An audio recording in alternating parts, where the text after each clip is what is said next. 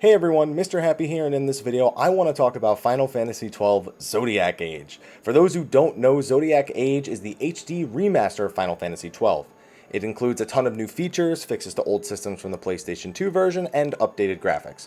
Before the game officially launches on July 11th, I want to produce a video covering some of the major differences between Zodiac Age and Final Fantasy XII that you may not be familiar with. Also, consider this a refresher of how Zodiac Age will work for those of you who never picked up Final Fantasy XII. So first of all, Zodiac Age isn't just a remaster of Final Fantasy XII. It is actually a remaster of the International Zodiac Job System release of Final Fantasy XII, the international release that never launched outside of Japan. With this version, a ton of changes were implemented way back when that people in North America will be seeing for the first time. Things such as job-specific license boards for each character, job-specific Esper bonuses, new items, changes to bosses and item locations, balance changes, a speed-up feature, which you might be familiar with some more recent HD remasters, and even a 100-floor trial tower containing a new super boss at the very top floor. These changes generally made IZJS, as it's known for short, a far superior version of the base game.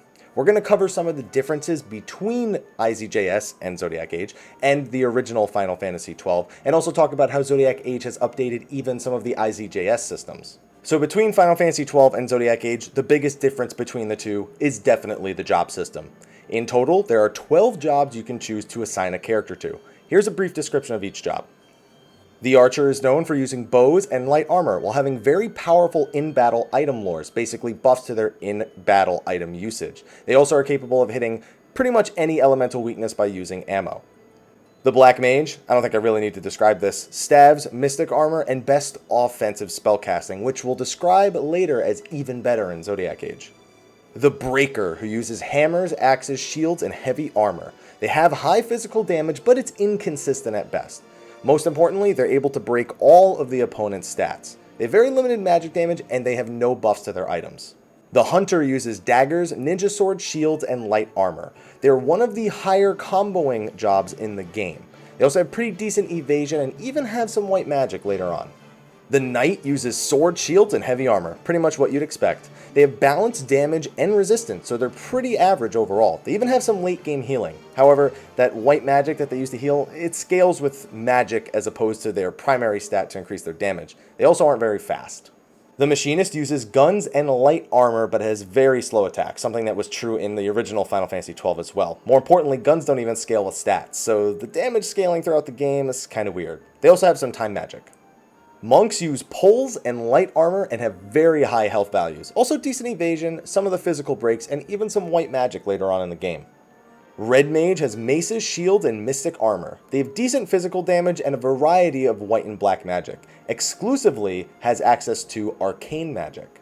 The Samurai uses katanas, mystic armor, and Genji armor. Katanas are great comboing weapons, and as such, Samurai has the highest combo ability with those katanas. The Time Mage uses bow guns and heavy armor. Pretty straightforward. They have average damage, but they're very, very fast. And of course, access to all time magic.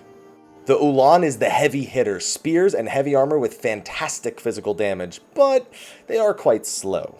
And finally, we have the White Mage, who uses rods and mystic armor. They have high damage against undead because, well, holy beats undead. And of course, they have fantastic defensive spellcasting. They're a White Mage after all. So you can assign any of the 6 characters to any of these 12 jobs, meaning if you really wanted, you could do 6 red mages as a challenge run, for example. There is one catch though. Once you've selected a job for a character, they are locked into it for the rest of the game. Basically, make your decisions wisely. In Zodiac Age, they added a new layer on top of the system. Each character can eventually access 2 job license boards, and they're not separated, you benefit from them simultaneously. This allows you to gain additional unique benefits from each one to either enhance what the first job you took is already good at, or to cover any weaknesses. Let's do some random examples. So, Breaker is an all-around powerful job, but we mentioned earlier that they don't have very good item usage, and they don't have any buffs to it at all. If you were to assign your Breaker that you started with, and with Archer as their second job board, you'd gain access to those item lores that I mentioned earlier, making their item usage a lot stronger in combat. It's not a great example, there's no saying you'd really want your Breaker to do that, but it is just an example.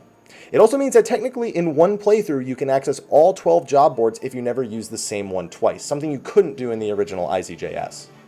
Probably for me, the more major change is spell queuing. So I don't know if you've played Final Fantasy XII, but in the later parts of the original game in IZGS, you may notice that sometimes you just want to cast this one ability, and the game just keeps making you wait. This is due to what's called the spell queuing system, where spells and abilities are put into a queue based on when your allies and enemies execute their attacks, basically trying to do them in order. The spell queue is gone in Zodiac Age, meaning you never have to worry about the game telling you to wait your turn, greatly increasing the efficiency of magic damage later in the game in Zodiac Age. That's what I meant when I was talking about Black Mage earlier. Considering you can also break the damage cap in IZJS and Zodiac Age, expect some crazy magic-focused runs. So as I'm sure you've already figured out from what I've told you, there were also a ton of balancing changes when it came to individual characters, abilities, items, all that stuff. IZJS was generally regarded as a much easier game than the original Final Fantasy XII. This was mostly due to bosses being able to now have their stats reduced, and you being able to break the damage cap. Yasmat is generally regarded to as one of the more ridiculous bosses in Final Fantasy. He has a health pool of over 50 million, and in the original game, it would take you quite a long time. Even with the best strategy, it would take you maybe just under an hour, the absolute best strategy. Now imagine if Yasmat had his attack and defense reduced, to the point where he hits your tank, maybe your knight, for like 500 damage a hit, instead of maybe 3,000 damage a hit. And let's say that instead of being capped at, 3,999 damage, or I think it was 6,999 damage, you're doing 20,000 damage a hit. Yeah, exactly. We're talking about that much kind of easier. Zodiac Age is even easier than IZJS because of all those fixes in the additions. Having 2 job boards, of course it's going to get even easier. Of course, also, that's only if you really understand how to break the game. Like, this is something the hardcore people for Final Fantasy XII really know about. So the less hardcore people will probably not have to worry so much about crazy, easy games. They're not going to know all of the ways to break it unless they look it up. Luckily, that 100 floor trial mode I mentioned earlier presents a much better challenge for people who may be looking for that, especially the final super boss at the very top after you've beaten Yasmat. The entire trial mode tests you pretty much on how well you know your gambit system and the individual enemy layouts, and the final one is pretty hilarious. Now, there are a ton of other little changes that are super appreciated. Auto-saving when you map change, which is a huge one, because you can go exploring, and then finally you accidentally die and you've just lost an hour or two's worth of progress. Adjusting drop percentages on certain items that some people otherwise cheated to obtain. Those of you who are familiar with IZJS will know what I mean when I say open the chest when your PlayStation 2 clicks. But those are some of the heavy hitters, the ones that I named before. Final Fantasy XII Zodiac Age is looking to be a nice modern remaster of what was generally considered a hit-or-miss Final Fantasy title. If you passed on this back at the PS2 or are looking to experience the world of Ivalice again, I'd recommend picking it up at the very least. Sadly, it's only available on PS4 right now, but hey, I have faith we'll get a PC version at some point. Just look at Final Fantasy X, PS3, PS4, PC, even Type 0 is on PC at this point. I'll let you know how I feel about it after I've played it. I'm really looking forward to diving into the Zodiac Age.